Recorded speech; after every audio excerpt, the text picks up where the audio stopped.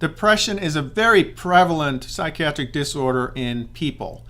And people with at least one major depression episode, actually about 40% of the people have at least one major depressive episode during their life.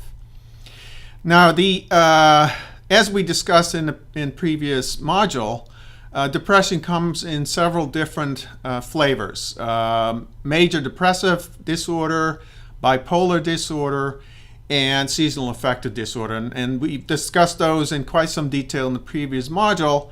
But as a result of people being affected by depression and the chance of being affected by depression is quite high. A lot of researchers have tried to develop model systems, animal model systems that reflect the depression that we see in humans.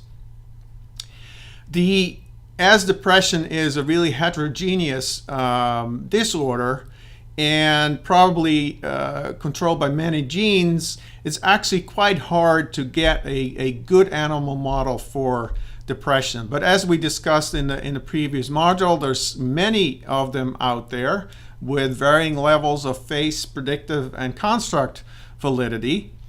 But most of those models are actually centered around mice and rats, as we discussed. Now, it's always so exciting to talk about a new experiment for you guys. And, talking about the open field test is really exciting to me. You will have a chance to see whether the depression-like behavior that we actually measure in the forced swim test is related to also being compulsive-like.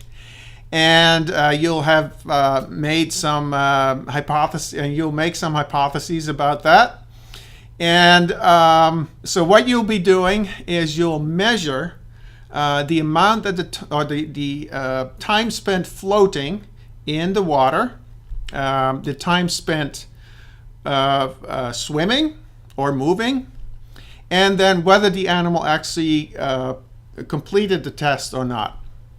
And sometimes I felt that I had to take the animal out prior to the end of the test because it showed real distress while swimming and trying to keep its head up. So generally what I did was I pulled the animal when it was clear that it just was dunking its head under the water repeatedly and trying to swim really excessively to avoid that. So at that point I would pull the animal out to minimize the stress that it was under. So for those animals, you don't have a complete data set. So that's why I will ask you to measure the time spent on floating during the first minute, the first 60 seconds. Then you will rewind the tape and calculate the time spent floating for the entire 5-minute period. And then you simply subtract that time from the total time to get the time that the animal is swimming or moving. But in any case, I'm hoping that you really enjoyed this test and that you get some really great data.